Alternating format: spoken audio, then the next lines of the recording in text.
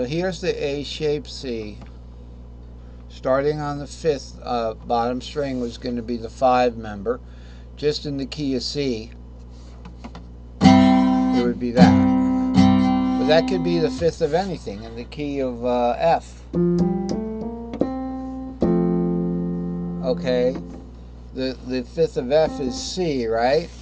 So we find a C here on my keyboard, my guitars, they're all labeled, right? And then same thing. That's an A-shaped F. Here's an E-shaped F. Here's an A-shaped F. Okay? That's what happens when we warp it. And like I say, the A, we've got the 5 root 3. The D shape, we've got the 5 root 3. Let's go back. Let's go forward in time one more time to the chart we were just talking about. So the D shape, I know it starts on 2. All right, so it'll be 5 root, and then guess what? The pattern starts over again, and there's the 3. 5 root 3. But what happens is the 3 would be the top string, right? The 3 is going to be the top string. So let's do one of these. Let's cut this out. Let's see if we can. Oh, we're not in cursor mode. We have to be in cursor mode. We have to be in cursor mode. Okay. I'm going to cut that out. I'm going to make a little place for it up here. Alright, and then put it in there. Alright, so now this is what we have, and this is you know, completely how to stack them. Don't worry about this guy's not there. So it would be 5 root 3, but because of the tuning warp, if we started the D on the 2, because we always start the D on the 2, I just know that, all right? So the bottom string would be start on the 2nd. The 2nd string would be the 5th. The 3rd would be the 7th. The 4th would be the 3rd. And then we have the tuning warp. So what we have to do here, cut that out, all right? And then we're going to put it back. Hey, put that back. We don't want to be staring into space here. Okay, there it is. That's what it would be if it was a normal guitar pattern right there. So with the D, which should say start on the 2. So this is the lowest string here, the 2, and this is the top. Remember, it's the same string, and now they're even. Okay, because we kind of changed our pattern to be a real fretboard, a real guitar. So then you'd get the 5 root 3 D shape. Okay, and the D shape goes like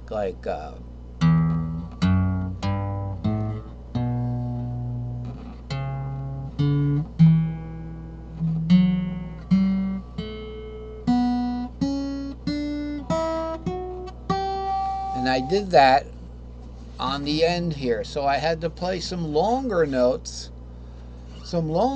because these were sunken. I couldn't get them because I was playing it in D. So this R would be D. Well, if it's D right here on where the D should be, D where the D should be.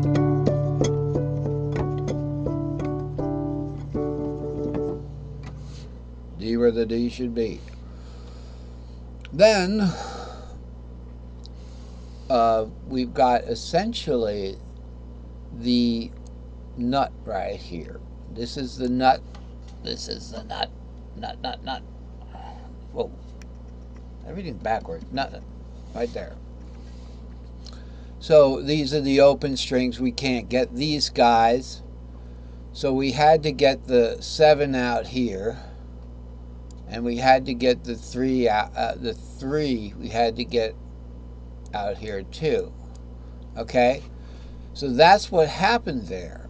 Now, let me erase this stuff. It's getting sloppy.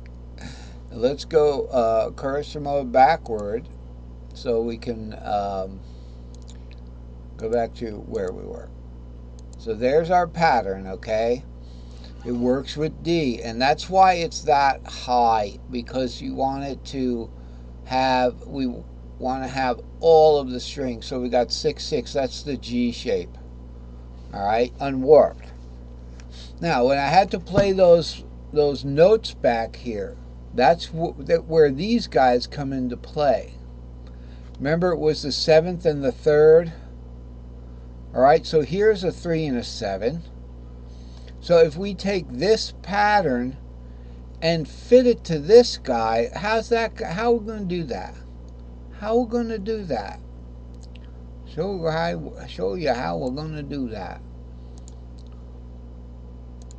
This pattern, we've got to fit it to this one, right?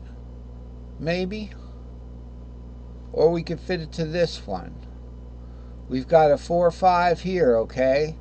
So we can fit it to this one. I'm going to draw like a silhouette pattern here and then put it in there, and that'll fit in there nicely. So you see, the way it is now, we still have our original pattern, okay, which was an S2L 3, 4, 5, 6, 7R. But now we have 3, 4, 5, 6, 7R, and we have this entire S3XL that we fit to it. It gives us that note, that 6 note, that we would have to get past that 5 over here on the string below it. If we look at the pattern like that, we get that 6 note. So that's what I did over here. I added that extra note, in this case the 6 note, on either side whenever possible to the regular patterns. This is S2L right here on the bottom. This is S2L. This is the S3S, the mini 7L. There it is. There's the 7. There's the funny shape that is.